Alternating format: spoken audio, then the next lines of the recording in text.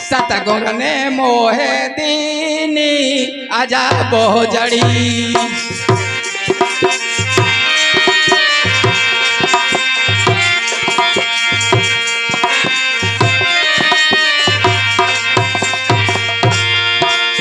सतगुरु ने मोहे दीनी अजब जड़ी।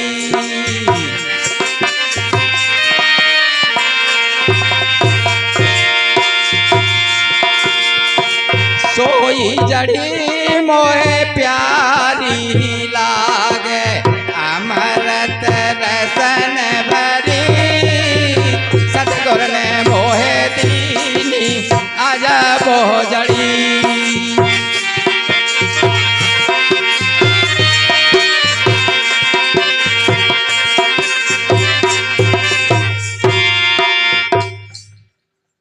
सतगुरु ने दीनी सतगुरु ने मोह दीनी अजब जड़ी। क्या थी अजब जड़ी? गुरु ज्ञान ही सतगुरु की जड़ी थी।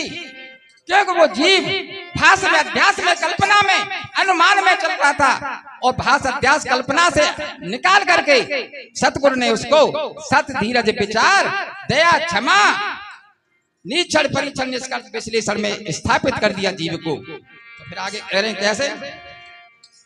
सतगुरु ने मोहे दीनी अजब जड़ी।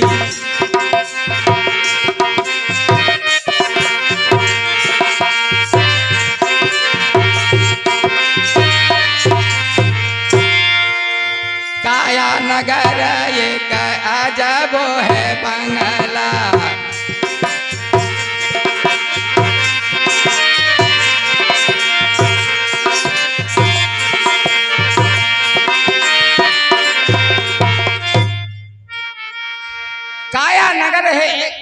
काया नगर एक अजब है बंगला तामे गुप्त रखी सतगुरु मोह दीनी अजब जड़ी। काया नगर क्या है? काया नगर है चित जल पावक गगन समीरा पंच रचित अत्यधम शरीरा। पांच तत्व से बना शरीरा। जो पांच तत्व का जो शरीर बना हुआ है, हे सतगुरु जो मुझे आपने ज्ञान दिया है उस ज्ञान को मैंने संभाल कर रखा हुआ है। इस ज्ञान के अलावा मेरा उद्धार कहीं भी नहीं हुआ। दुनिया में भटक लिया हूँ, भास में अध्यास में कल्पना में चला हूं। मैं कल्पना कर रहा है लेकिन इससे ही मेरा ज्ञान उद्धार हुआ है, आपके ज्ञान से ही। सो मैंने ज्ञान को संभाल कर रखा है। हाँ। काया नगर एक अजब है बंगला तामे गुप्त रखी। सतगुरु ने मोहे दीनी अजब जड़ी।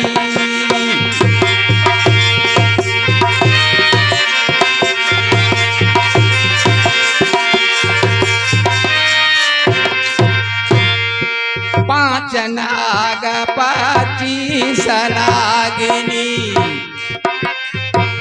पांच नाग पच्चीस नागिनी सुनत तुरत मरी। सतगुरु ने मोहे दीनी अजब जड़ी।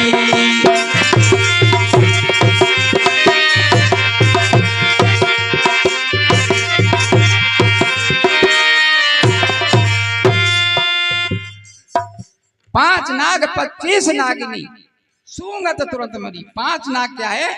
शब्द स्पर्श रूप रस गंधा। ये मानव के पांचों फंदा।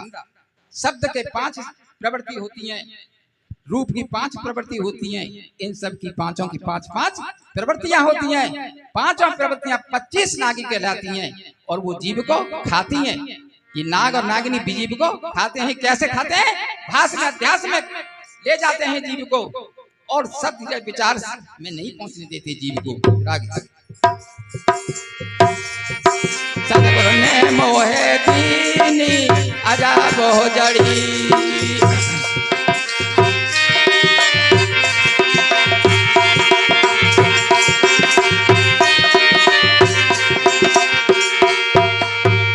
या कारे ने सब जग खायो।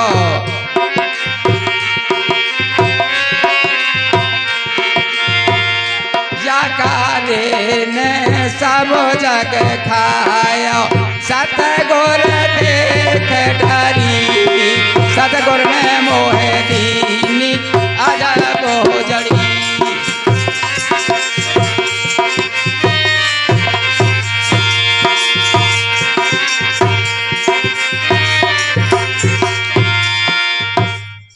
या कार्य ने सब जग खायो सतगुरु देख डगरी सतगुरु ने मोहि दीनी अजब जड़ी। या कार्य ने कारा क्या है?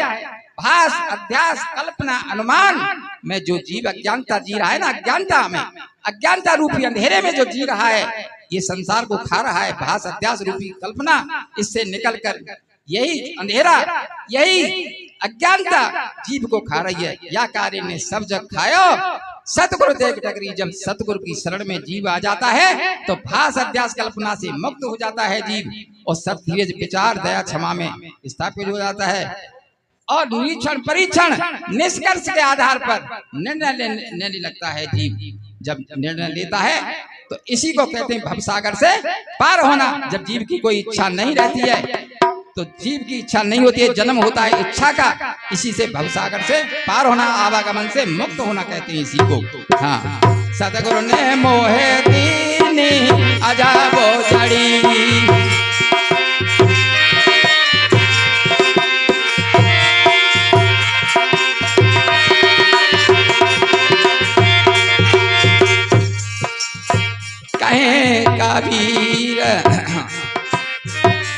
कहे कबीर सुनो भाई साधु ले परिवार तरी सतगुरु ने मोहे दीनी अजब जड़ी।